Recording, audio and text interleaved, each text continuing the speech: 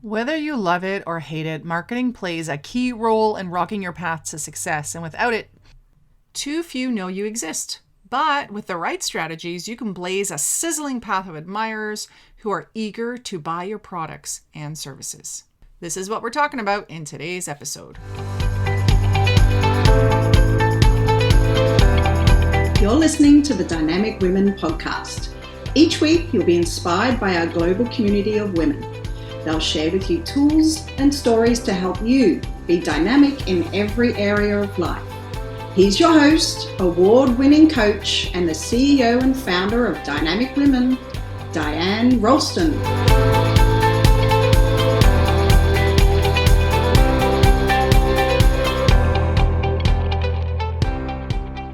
Hello, lovely dynamic women, and welcome to the Dynamic Women podcast. I am Diane Ralston, your host, and today we're going to talk about trailblazing strategies to rock your marketing your way with an interview with Kat Sturtz. This was an interview from the Trailblazer Summit, and to be able to catch every interview that I did at the summit, just listen to past and some of the future episodes. Okay, let's get going. Hi, Kat. Hi. How is everybody? Yeah, I think everybody's good. We've got some really great trailblazers hanging out listening to us right now. So Kat Sturtz is a business life mentor and the purgatory relief coach for people who think marketing is hell. You're gonna get it, like, who's in that place? And she's known that for her ability to help small business owners quickly move past obstacles that have kept them trapped in despair and leaking money. She has an eclectic background that includes farming, hospitality management, advertising, sales, publishing, as well as business consulting and marketing services for a wide variety of small businesses and nonprofit organizations. Going back to 1971, you're starting to date yourself, Kat. She's also an award-winning nonfiction author. Yay, another author, a dynamic speaker, and a workshop presenter. So since 2007, she's worked full-time as a business life mentor, coach, and consultant. Her specialty is helping struggling solopreneurs and small business owners figure out what really has them stumped, stuck, or stalled, trying to attract customers and increase sales. So let's dive in, Kat. So much to cover here. Well, when you're as old as I am, there's a lot to cover. I'm a proud great-grandmother, so. Great-grandmother. Wow. Yeah, my oldest great-grandchild is 7. So. Wow. My son will be 7 soon. I'm an older mom, I guess. Yeah. I tell people I got to start over at 19 because I was medically revived 3 times. Well, there's a story we sadly don't have time for. I know. To ask you about that. Okay, well, let's dive into marketing as we promised. With marketing, like so many things, we want it to be faster. We want it to be the easiest route possible. So how would you suggest we do that? First of all, you have to understand what marketing is. And so many people think marketing is advertising, and advertising is just this little bitty corner of what marketing is. And a lot of the people I work with, what has them in marketing hell is not understanding what marketing really is. Okay. So can you tell us what is the definition of marketing? I can. Marketing is everything that you do to promote yourself and your business, plus what other people say about you and your business, plus your team members or employees, if you have them, anything that they do can be add to your positive marketing or detract from your marketing. So it goes much, much deeper than just 1 or 2 things that we think of that we may have to do to market ourselves. Oh, okay. So what do you feel are the key marketing shifts? Because I really want people to have a tangible change. So what are the key marketing shifts that we need to make now to move past feeling stumped, stuck, or stalled? Right. Well, the first one is making that shift to understand what marketing is and what it isn't. The second one is to make sure that you are actually taking time to plan out and think through your strategies, because way too many people pick up a marketing tactic, jump into action with that without having any understanding of how it's going to fit in their business plan overall. So that's a big shift right there. Yes. Yeah. So it's acting before the strategy is in place. And that's probably the doers of the group. And then I'm guessing you also see the opposite, which is people having an amazing plan that they don't act on. Exactly. Yep. You Wow. actually have to understand what it is you want to accomplish with your business.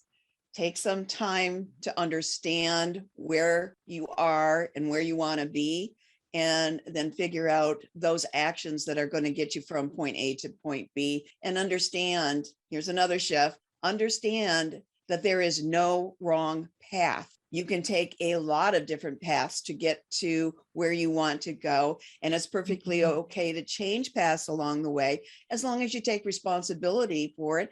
And taking responsibility for it often involves, I realized I really didn't want to go down that other path. So it's not just procrastination. Yeah. And so with COVID, do you feel like people need to change their marketing, that they have changed their marketing? Where do you think people are? Because I know it's changed part of my business and it's changed all of other people's business, but how has it changed marketing? Well, a lot of people like me, and I think you too, we relied on a lot of our marketing to be face-to-face with people in live settings. And I was already online, so I was used to doing online meetings and stuff. There wasn't that much of a shift in what I had to think and do, except move some of my plans for in-person events to online events. And then make sure that I was still reaching the people that were willing to come online, because there are some people out there that still only want in-person meetings and face-to-face. And a lot of my business is outside my area. I'm in a very rural part of Michigan, but it's surprising how much local business I still do, Yeah. So that changed. I think having the lockdowns that we did gave people time to actually think more about what they wanted from their businesses, and actually tiptoed into that strategy thinking mode where they may have been avoiding it, especially if they were struggling. If they were in that stuck, stumped, or stalled mode, it's usually because they were bouncing in from tactic to tactic to tactic and never really figuring out what was going to be working long term and what might get them from, again, point A to point B. So I think having the lockdown was positive for a lot of people, kind of the silver lining of things.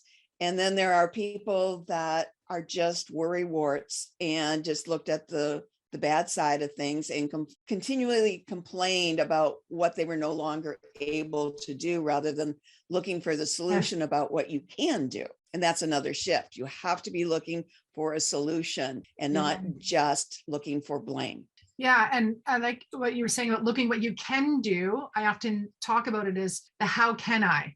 So a lot of times they're like, you can't do this because of that. I can't do this because of that. I can't do this. I can't. And then I'm like, well, how can you then? How can you do it? That opens up that possibility. That's almost like that eagle vision of like, what are all the potentials I could have in moving forward with this?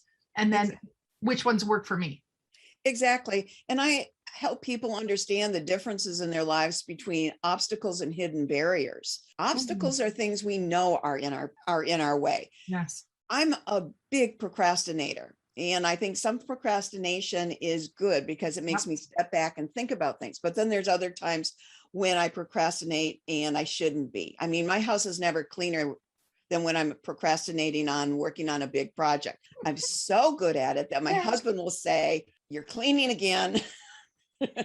What should you be working on?" So, okay, that's an obstacle. I know all of the tricks to get past that, but I may not know what the hidden barrier is in the moment that keeps me doing it. And so, yeah, exactly. This episode is brought to you by Your Ultimate Success Toolkit. This is the perfect time to get clarity, planning, and strategy for your life and business. This package has a little bit of all of it for your ultimate success. This toolkit has been designed to give you mindset fundamentals that are essential for getting off the treadmill of wants with no results, and then we'll drill down on getting you clear and giving you a tangible action plan. Join now by going to the link in the show notes, and you'll be able to get ahead and be excited for the next year. Now, an interesting thing about you is that you shared with me earlier that you've always been prone to blazing a trail, and that you did that with your first book as well. So you did a first book and I did a first book. We both blazed a trail in our own way with it, but yours was back in 1986 and you generated 16,000 in profits in the first 8 months. So how are you able to do that? Well, not only did I generate almost 16,000 in profit in 8 months, it was self-published at a time where self-publishing was frowned upon.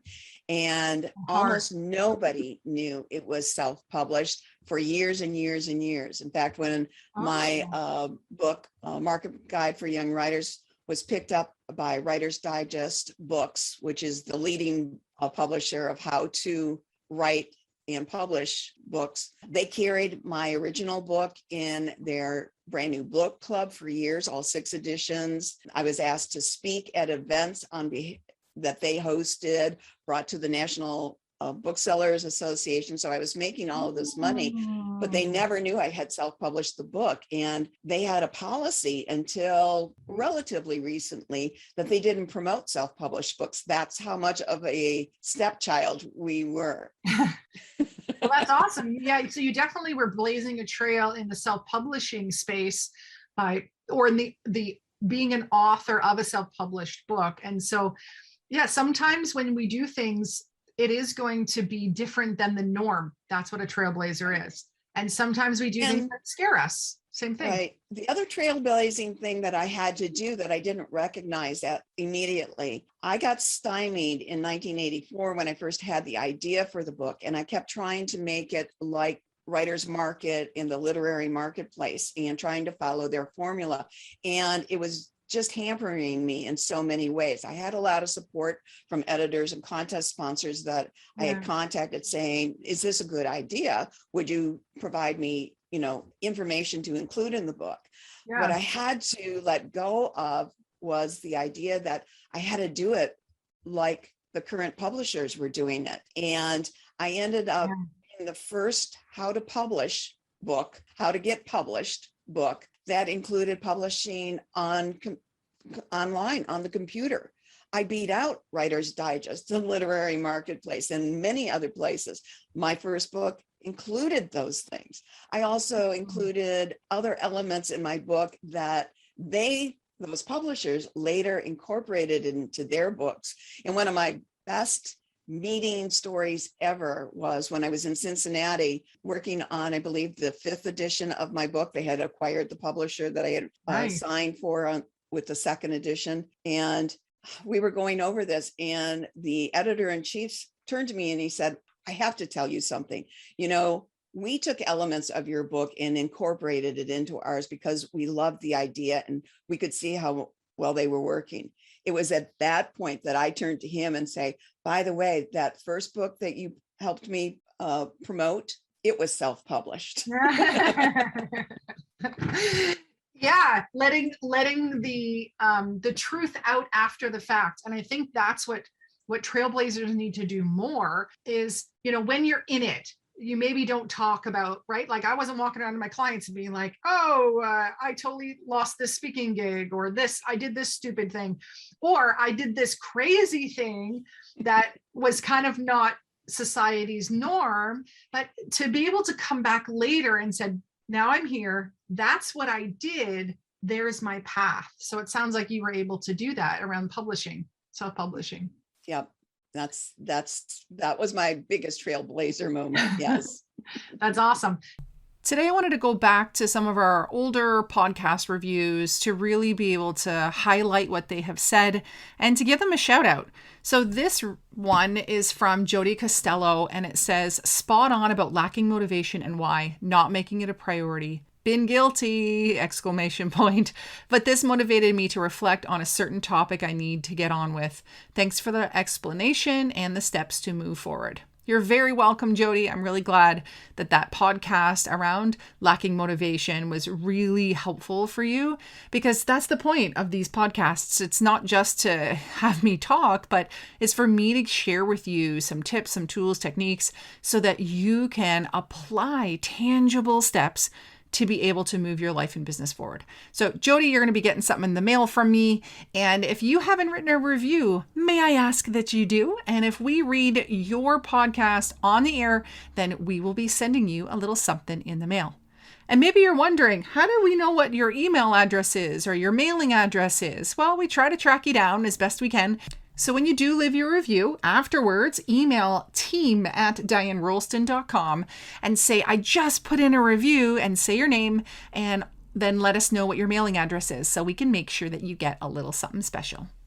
Now, if we go back to marketing, because I know that my audience, female business leaders, business owners, women in careers that have a side hustle or want to have a side hustle or move into a full-time business. So how do we choose the best and easiest marketing tactics that can also save us time, money, and resources? Well, that leads right into my top 3 strategies for doing it. Perfect. And one is you got to plan the type of marketing that feels good to you to do, the type of marketing that you don't mind when other people market to you that same way. And you want to stay away from marketing that feels icky to you. I don't care how trendy it is or how much somebody else made from it or claimed they made from it. If it feels icky to you, don't do it, because chances are your ideal customers and your ideal clients won't like that tactic either. Yeah. And to me, that's a really good indication of being inauthentic when you're trying to use a tactic that you don't feel good using. And it leads to, again, that thinking marketing is hell. If you do marketing in a way that feels good to you, you may not always like it. Yes. You may not always love it, but you'll come to grips for the need to do it, and you'll get better at doing it, and it'll provide the results that you are desiring from doing it. Nice. Yeah. And what's the next one then? The next one is establishing a good relationship with marketing. So you want to aim to attract the best fit customers and the ideal clients, and not worry about the quantity of people you are attracting, because quantities of people aren't necessarily buyers. In fact, a lot of them won't be. So you're wasting a lot of time, effort, resources, back to that guerrilla marketing thing, because I'm a certified guerrilla marketing coach. I just prefer the term I came up with, the purgatory relief coach, for people who think marketing is hell. So you have to have a good relationship with your own marketing, and you have to be aiming directly for what you want to attract. Yes, I agree. And business is so much nicer when you can have repeat clients or customers. I know I love my repeat customers and clients who I call them fans, because they show up for everything I do. Thank you, Jackie. Thank you, Kathy. Thank you, Lisa. Like people that I see all the time, and my newer clients, and Anahita's here. And thank you for my newer clients like Desiree for showing up today. And then the fact that I see in the chat box, we've got like Jackie's like, I'm in again. I'm going to be in the next book again. And then Kathy, me too. I'm in again too. Like the fact that it's just so much, there's so much joy there. And so that would make marketing easier when you already know who you're talking to. Yeah. What's the last one then? The last one is to give yourself some grace when it comes to your marketing. Some marketing will work right away and bring the results you're looking for. Some marketing takes time to develop and be out there for a while longer to be able to tell whether it's working or not working or needs a little tweaking. And then some of the things we try just are bombs and flops, and you need to be willing to fail faster and more often, and just get on and move and do more of what you understand works for you. Yeah. And for yourself, Mm-hmm. I'm going to throw this question out there. What's your favorite way to market your business? Oh gosh. I really love networking. I don't advertise. I've never set out an advertisement. The few things that have been in a few publications were in exchange for doing something else. So I've never actually paid for advertising. Okay, cool. Almost all of my business is inbound because people hear me speak or see me being helpful in a Facebook group or replying to other people, or have taken advantage of meeting and talking with me in various instances. And they'll say, how can I work with you one-on-one? Or, do you have a program? So networking for me is huge, and it's probably my favorite thing to do. And I love to do it. I'm an introvert by nature, people. People don't think that about me. I've morphed into what's known as an ambivert. I choose when I want to step out and shine, but most of the time I'm in the back just observing things. So for all you fellow introverts and ambiverts out there, you do not need to be an introvert to be successful at networking.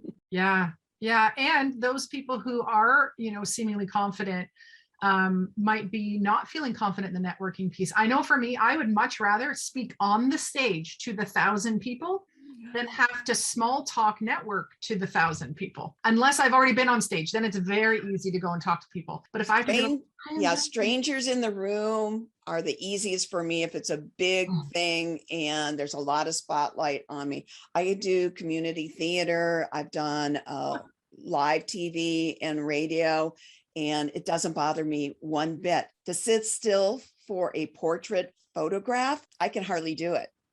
It's like, which makes you more an extrovert, I'd say. But if I'm passionate about what I'm sharing, I'm willing to get out there and do that.